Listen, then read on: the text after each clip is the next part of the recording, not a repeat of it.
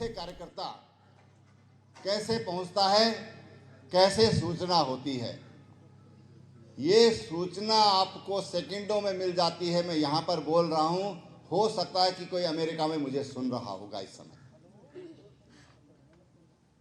ये हमारी टेक्नोलॉजी का कमाल है जो हमको नरेंद्र भाई मोदी ने दी है। आज इतने कार्यकर्ता इकट्ठे हुए हैं।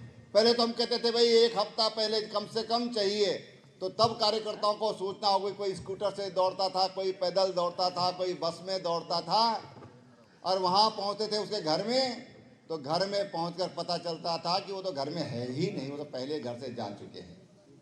लेकिन आज हम यहाँ पर बैठे बैठे हजारों लाखों लोगों को एक क्लिक करके और सूचना दे सकते हैं।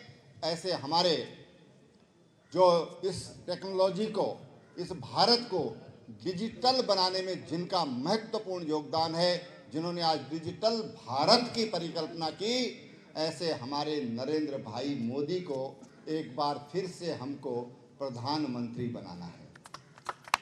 उनको प्रधानमंत्री बनाना है।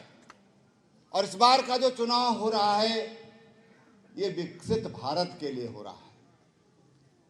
जिन्होंने इन 10 वर्षों में भारत को विकास की ऊंचाइयों पर पहुंचाया है, जिन्होंने इन 10 वर्षों में भारत को विश्व पटल पर सर्वोच्च स्थान प्रदान किया है। आज दुनिया का सबसे लोकप्रिय कोई नेता है, आज जब रैंकिंग होती है तो नरेंद्र भाई मोदी दुनिया में नंबर 1 स्थान पाते हैं। ये हम सब लोग जानते हैं। ये क्यों हो पाया? आज दुनिया की अर्थव्यवस्था ध्वस्त हो रही है। कोरोना के बाद तमाम उद्योग समाप्त हो गए, तमाम मौतें इतनी हुई। जो पश्चिम के देश अपने आप को बहुत एडवांस मानते थे मेडिकल साइंस की दृष्टि से, सामाजिक सुरक्षा की दृष्टि से, उन देशों की अर्थव्यवस्था ध्वस्त हो गई। और हमारे प्रधानमंत्री जी ने भारत जैसे विकासशील देश की जनता से आह्वान किया कि आपदा को अवसर में बदलना है। आप याद करिए, आज से 3 साल पहले हम किन परिस्थितियों में थे। घर से बाहर निकलने में डर लगता था, अस्पतालों में जगह नहीं थी, ऑक्सीजन की व्यवस्था नहीं थी, वेंटिलेटर की व्यवस्था नहीं थी। लेकिन हमारे प्रधानमंत्री जी ने उस समय देश की जनता का आह्वान किया और ऐसी विपरीत स्थिति में जब उद्योग हमारे बंद हो गए थे, हमने ताले लगाने पड़े थे, तब उस समय उस आपदा को अवसर में बदलकर और आज दुनिया की सबसे तेजी से बढ़ती हुई अर्थव्यवस्था, दुनिया में आज नंबर 1 जीडीपी अगर किसी देश की है तो 6.4% ये भारत की है। ये हमारे प्रधानमंत्री जी ने उन आपदा को अवसर में केवल नारा नहीं दिया, उसके लिए काम किया।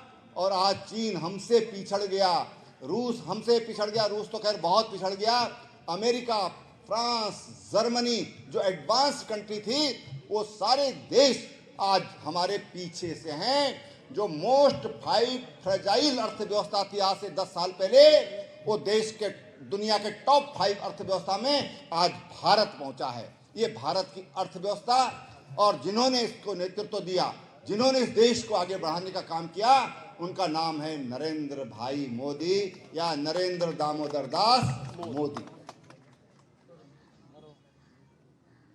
आज उन्होंने कहा कि हमको एक बार जीतने के लिए नहीं, हमको विकसित भारत के लिए मतदान करना है।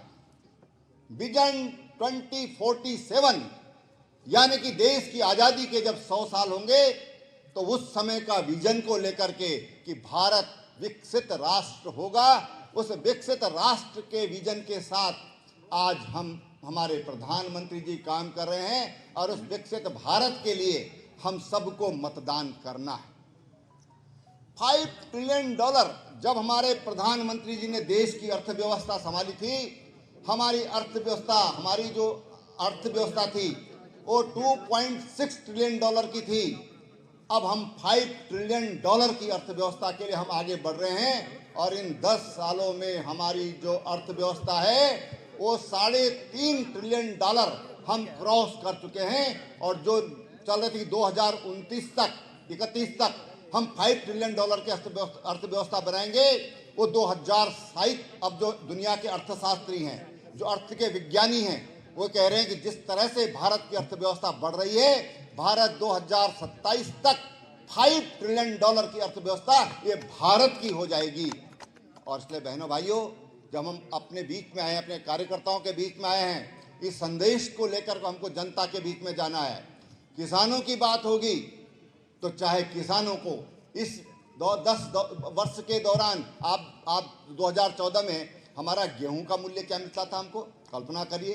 गन्ने का मूल्य क्या मिलता था हमको, धान का मूल्य क्या मिलता था हमको, और आज क्या मिल रहा है। हमारी माँ बहनें, माननीय प्रधानमंत्री जी ने एक सुरक्षा का कवच दिया जच्चा बच्चा को, इंद्रधनुष नाम दिया उसको, इंद्रधनुष। उसमें 7 चीजें हैं जो निःशुल्क जच्चा बच्चा को दी जाती हैं, जो कि उनकी जीवन की सुरक्षा के लिए बहुत जरूरी है। सबके अकाउंट खोले गए। अब वो समय चला गया कि देश का प्रधानमंत्री कहता था कि हम 100 रुपया दिल्ली से भेजते हैं, गांव तक पहुंचते पहुंचते 15 रुपए रह जाता है। आज 100 रुपए चलता है तो 100 रुपए सीधे सीधे खाते में पहुंच जाता है।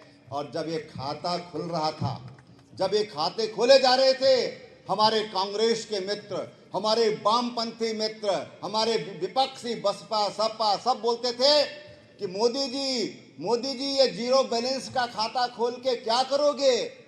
हमारे प्रधानमंत्री जी ने कुछ नहीं कहा। याद करिए, एक वक्तव्य उन्होंने कभी नहीं दिया कि हम ये करेंगे। लेकिन आज एक एक पैसा आज अकाउंट में सीधा पहुंच रहा है। चाहे किसान सम्मान निधि हो, चाहे श्रमजीवी सम्मान निधि हो, चाहे इंद्रधनुष योजना का पैसा हो, चाहे मातृ वंदना योजना का पैसा हो, चाहे नरेगा का पैसा हो, आज एक एक पैसा उन अकाउंट्स के माध्यम से उन अकाउंट्स में पहुंच रहा है। ऐसे 52 करोड़ खाते देश भर में खोलने का काम और उन सबको सम्मान देने का काम माननीय प्रधानमंत्री जी ने किया। इसको कहते हैं पारदर्शी अर्थव्यवस्था, इसको बोलते हैं पारदर्शिता, पारदर्शी नीति। और वो पारदर्शिता से काम कर रहा है देश। आज कोई भी भ्रष्टाचार का आरोप इन 10 सालों में इस सरकार पर कोई लगा नहीं पाया है। उन्होंने माइक्रोस्कोप से भी ढूंढने की कोशिश की, लेकिन कहीं पर भी कोई भ्रष्टाचार का आरोप हमारी सरकार पर नहीं लगा पाया है। प्रधानमंत्री नरेंद्र भाई मोदी पर कोई आरोप नहीं लगा पाया है। ऐसा बेदाग, ऐसा धवल हिमालय जैसा पवित्र नेतृत्व इस देश को मिला है।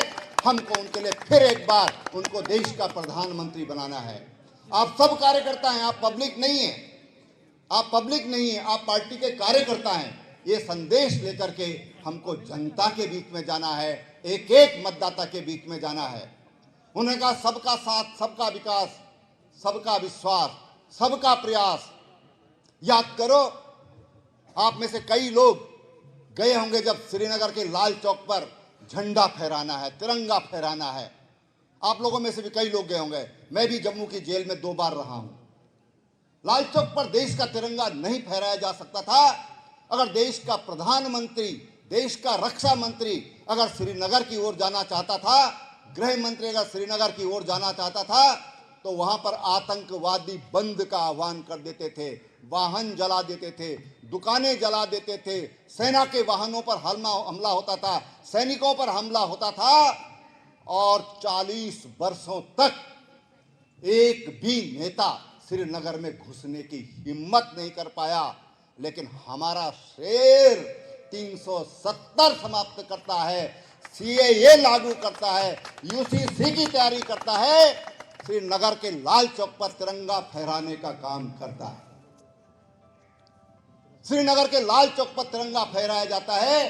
कोई बाजार बंद करने का आह्वान नहीं करता, कोई दुकान नहीं जलाता, कोई सड़क बंद नहीं करता, कोई वाहन नहीं जलाया जाता, कहीं पर सेना पर या पुलिस पर कोई आक्रमण नहीं होता है। और जब अभी 5-7 दिन पहले हमारे प्रधानमंत्री जी ने श्रीनगर में जाकर के और बक्सी के मैदान में सभा की तो लाखों की संख्या में कश्मीर घाटी के मुसलमान, जो ये कहते हैं कि मुसलमान विरोधी है नरेंद्र मोदी, वो मुसलमान नरेंद्र भाई मोदी का स्वागत करने के लिए और उस बक्सी के मैदान में आते हैं। बक्सी का मैदान भर जाता है, उसके लिए बाहर फिर व्यवस्था की जाती है और तमाम तरह से लोग हर चौक पर तिरंगा लहरा करके और नरेंद्र भाई का स्वागत करते हैं। इसलिए हमने कहा, हमारे प्रधानमंत्री जी ने कहा, मेरे 140 करोड़ मेरे परिवारजनों, देश ने उनको इस रूप में स्वीकार किया। और आज श्रीनगर पर जो पंडित श्यामा प्रसाद मुखर्जी ने जो बलिदान दिया था कि एक देश एक विधान एक प्रधान, आज वो सारी व्यवस्थाएं समाप्त हो गई और आज एक देश है, एक संविधान है, एक प्रधान है। उसका काम करने का काम, ये महान कार्य करने का काम, देश को जोड़ने का काम, 370 जैसी विघटनकारी धारा को समाप्त करने का काम अगर किसी ने किया है तो हमारे प्रधानमंत्री जी ने किया है। हम अगर विकसित भारत बनाना चाहते हैं तो उसमें सबका योगदान चाहिए, सबका योगदान चाहिए। इस देश में इतनी बड़ी संख्या में मुसलमान हैं, ईसाई हैं, सिख हैं, सबका योगदान चाहिए, सबका प्रयास चाहिए, तब ये भारत विकसित भारत बनेगा। ये जम्मू कश्मीर के अंदर बक्सी के तालाब में, बक्सी के मैदान में वहां की जनता ने नरेंद्र भाई मोदी के साथ खड़े होकर के ये साक्षात वहां पर उनकी सभा में सम्मिलित होकर के और प्रधानमंत्री जी के आह्वान को स्वीकार किया है। हमको संदेश को लेकर के मुस्लिम भाइयों के बीच में जाना है, उनके बीच में जाए हम। भाई गलतफहमी दूर करो। अगर 3 तलाक का कानून समाप्त किया है तो ये हलाला जैसी जलालत वाला विषय ये किसी भी माँ बहन के लिए हमारे देश में स्वीकार्य नहीं है। सख्ती से उसको भी खत्म करने का काम किया है। ये हलाला, ये महिलाओं के प्रति ये जलालत का काम है, असम्मान का काम है। जिस समाज में महिलाओं का सम्मान नहीं होता वो समाज कभी भी आगे नहीं बढ़ सकता। और दुनिया में अगर कोई अच्छा समाज है तो जहाँ पर महिलाओं को सम्मान दिया जाता है वही सबसे अच्छा समाज, सर्वोत्कृष्ट समाज वो समाज है जहाँ पर महिलाओं का सम्मान होता है। ये भी 50% की आबादी है।